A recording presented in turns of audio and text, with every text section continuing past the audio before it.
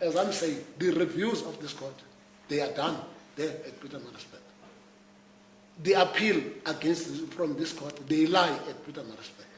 I don't recall that your lordship have ever had a situation where you would have, why, on what basis, or why this court, when it comes to review, well, it doesn't have a jurisdiction, it must go to no, that one. But when it comes to some other matters, no. So my learned friend, if you say so, he must give you a legislation. That's the end of what I'm saying.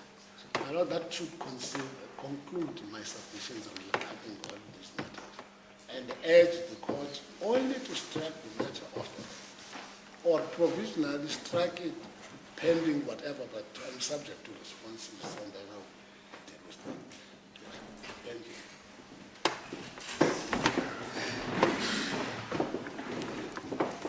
Leadership, I have listened tentatively to my learned friend application, and at some stage I was thinking that I have been persuaded to concede, but unfortunately I have not been persuaded. He is correct as far as he tells us about the Prosecutorial Act as well as the governance of the prosecutorial services. But where I start to have problems is his first point of I choose to be a mayor and ANC and TA.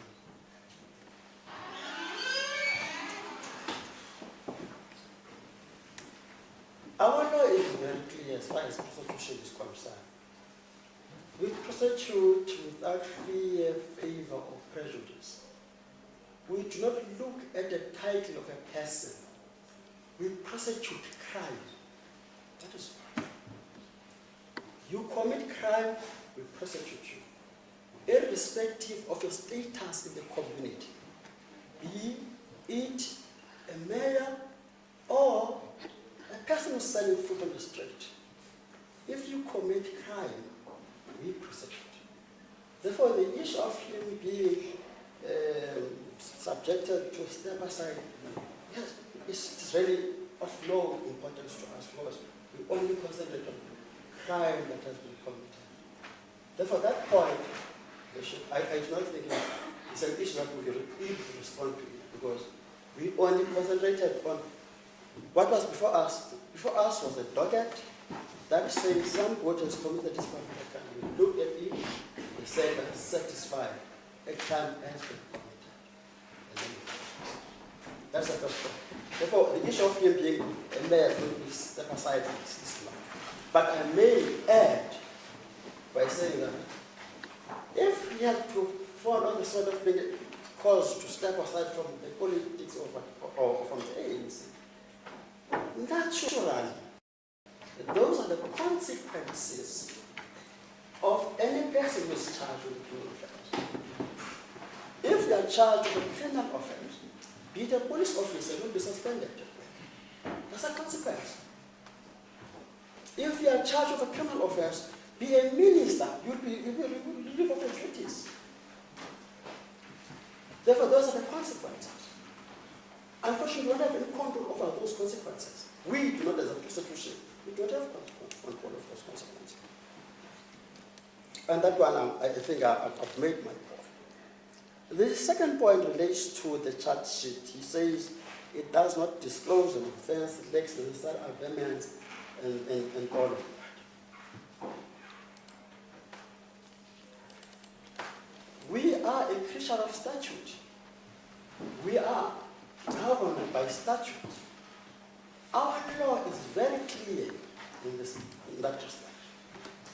If charges lacks any amendments, Section 85 of the criminal procedure is there to deal with those.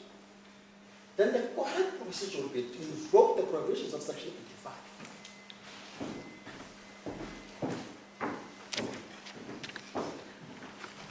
Unfortunately, that was not done. To say, well, invoking these provisions was this charges lacks the necessary amendments.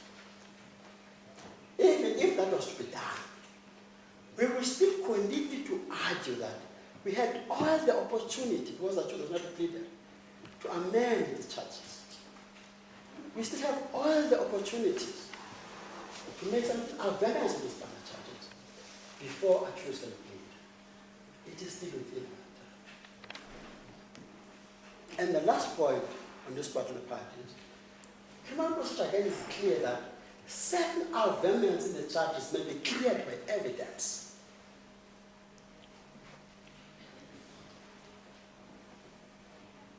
Therefore, the objection here again does not have any doubt to stand.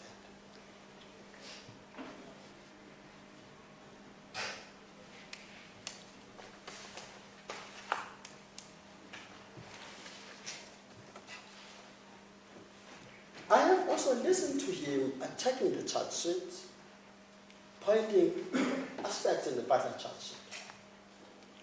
Again here, he's not following the correct procedure. The correct procedure is set well clearly in Section 87 of the Criminal Procedure Act. The section says, an accused may at any stage, before evidence is led, request further particulars to the charges. Therefore, if there's anything that is not clear from the accused, he may request further particulars to the charges. Again, our law is clear that you do that request in writing. Therefore, there's no request for further particulars to the charges, which is in writing, that is before the court.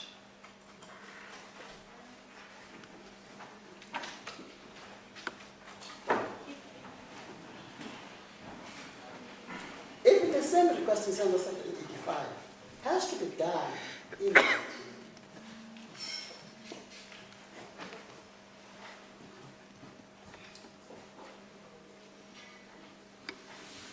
The third point that is raising, which I think we will talk about, is that one of the procedure put at making a time to proceed. It is unfortunate, Your Worship, that at about 10 today we were confronted with the issue of the prosecutor making a time to proceed.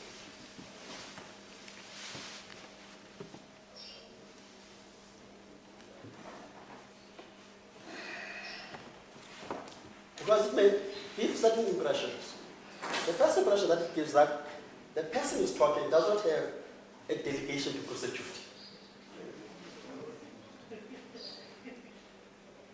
And probably had a request been made, I could have produced the delegation to prosecute.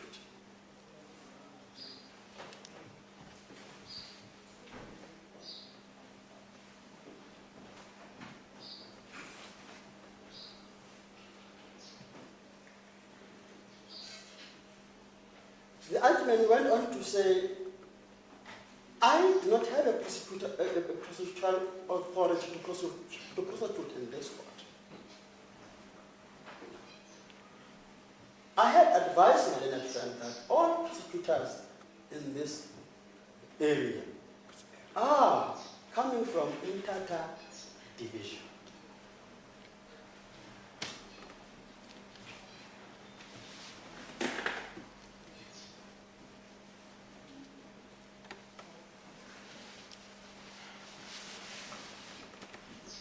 All prosecutors here are issued with a delegation by the DPP UNTAD.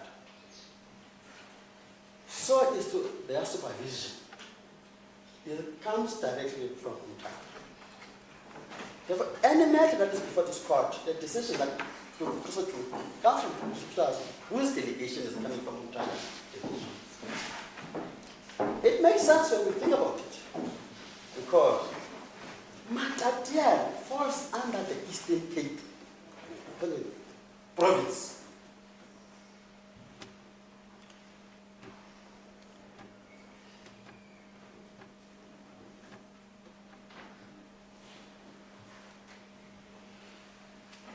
Matatiele falling under the Eastern Cape, the municipality here falls under the Eastern Cape,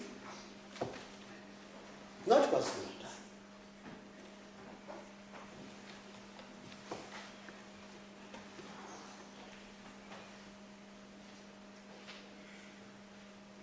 Therefore, it will not make any sense to have a prosecutor with a delegation from another province in the Eastern Cape. That doesn't really make sense to me. It makes sense that because the area itself is under the province of the Eastern Cape, even the municipality in question under the province of the Eastern Cape, then the prosecutors will come from the Eastern Cape.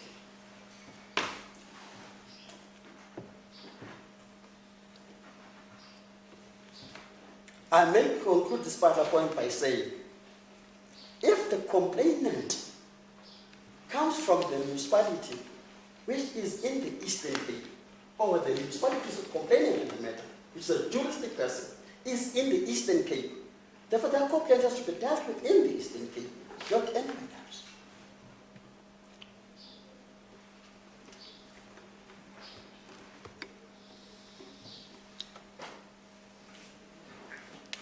I submit that prosecutor, that is before this court, does have the title to prosecute in this division and in this court.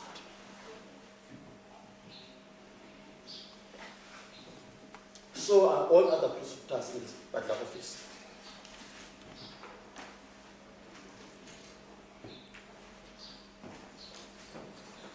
The issue of the court. Now, because this is too late. Because the issue of the prosecutors prosecuting and the issue of the reviews being done somewhere. I am not privy to that one. But all that I'm standing here to do is to stand for the prosecution and say the prosecution is coming from the Eastern Cape, not anywhere else. I haven't done any appeal or review that comes from this particular office.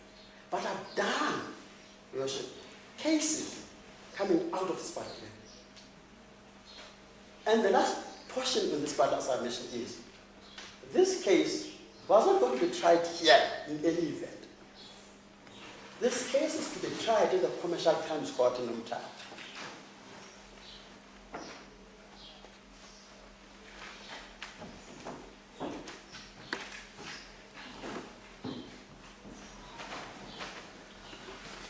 As appearing before court here is just pre-trial arrangements or pre-trial issues that needs to be dealt with. That accused appears before court, the issues are done and are done and that's it. Then the matter is transferred to the court.